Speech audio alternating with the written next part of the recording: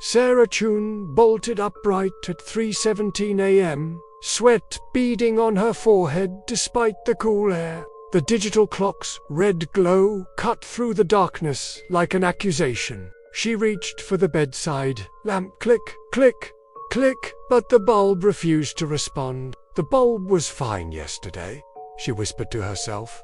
Was it? The voice came from behind her, identical to her own but carrying a weight she didn't recognize. Sarah's blood turned to ice. She was pressed against the headboard.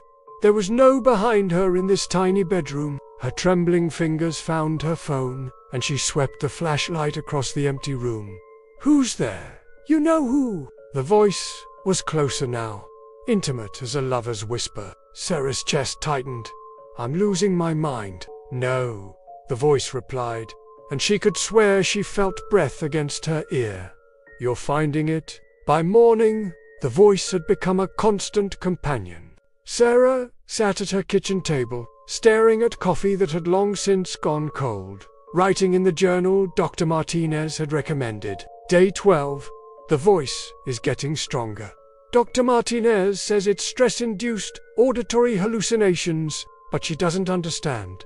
It knows things I don't remember telling it. Her pen hovered over the paper as she whispered, "What am I not remembering?" Then her hand moved without her permission, guided by some alien will. Scrawling across the page, Sarah dropped the pen like it had caught fire, watching it roll across the table and fall to the floor with a tiny, damning click.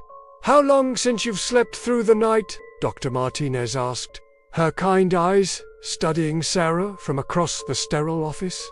2 weeks? Maybe 3. And the voice, what does it tell you? Sarah hesitated, picking at the loose thread on her sweater.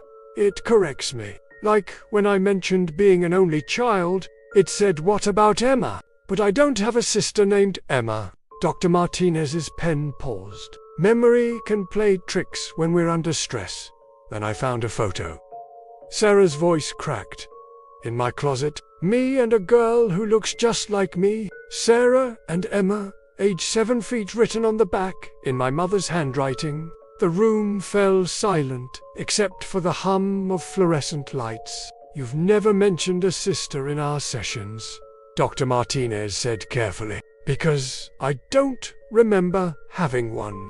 That night, Sarah stood before her bathroom mirror, searching through the medicine cabinet. Sertraline, Lorazepam, and familiar friends in orange bottles. But then she found something else.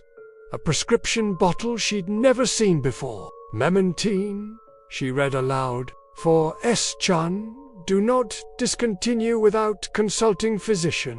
She closed the cabinet, and in the mirror's reflection, someone else stood behind her. Sarah spun around to find an empty bathroom, but when she turned back to the mirror, words appeared in the condensation as if written by an invisible finger.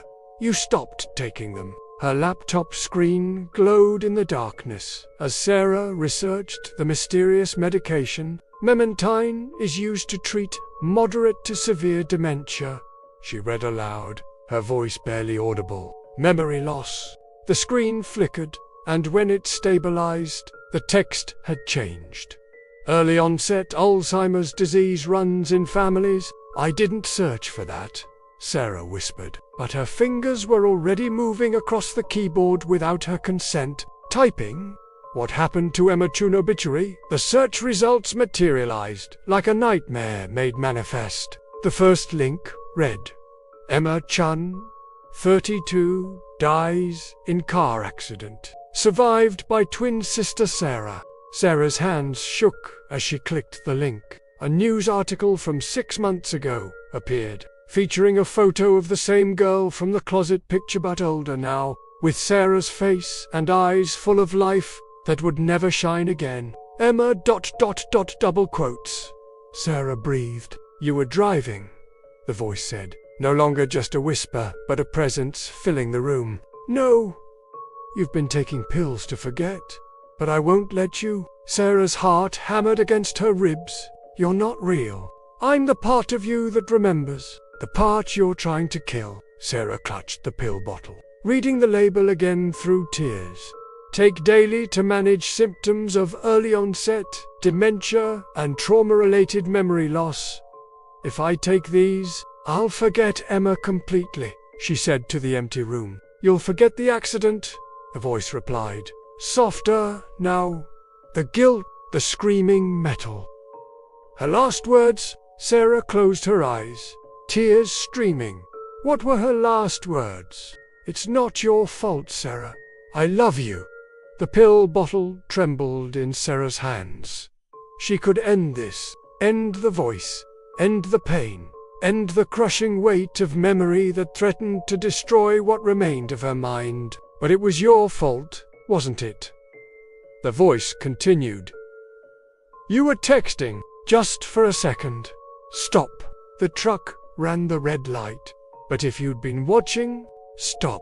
Sarah hurled the pill bottle across the room, watching it explode against the wall in a shower of white tablets. The voice grew gentle, almost tender. I'm not your enemy, Sarah.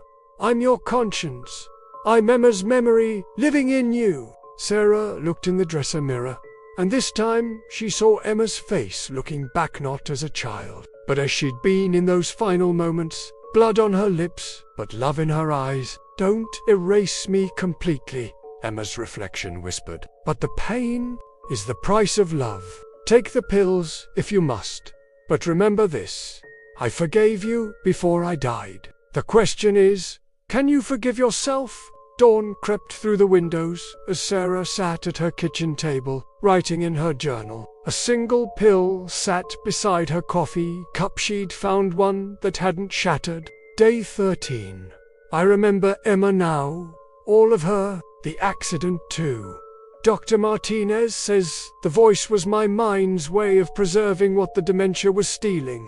Maybe consciousness isn't always the enemy. Maybe sometimes it's the only friend we have left. She picked up the pill and studied it. This tiny white eraser that could wipe away both agony and love. Emma, she called to the air. Are you still there? Silence answered her, but it felt different now, peaceful rather than empty.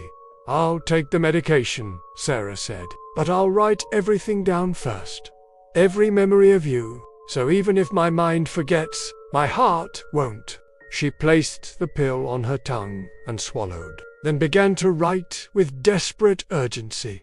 Emma loved sunflowers and rainy days. She laughed at her own jokes and cried at commercial with puppies. She died saving my life by grabbing the wheel at the last second, steering us away from a family in the crosswalk. She chose to die so strangers could live, and her last act was protecting me from the worst of the impact.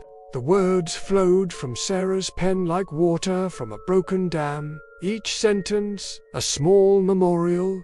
Each memory, a candle lit against the coming darkness. She wrote until her hand cramped, until the medication began to fog her thoughts, until the voice of her consciousness, cruel and kind, destroyer and protector, finally fell silent. In the end, Sarah learned that some battles with our own minds are worth losing as long as we choose how we surrender. And in a small apartment where morning light streamed through dust motes like golden snow, a woman sat surrounded by pages of handwritten love letters to a sister she would soon forget, but whose memory would live on in ink and paper long after consciousness turned against itself one final time.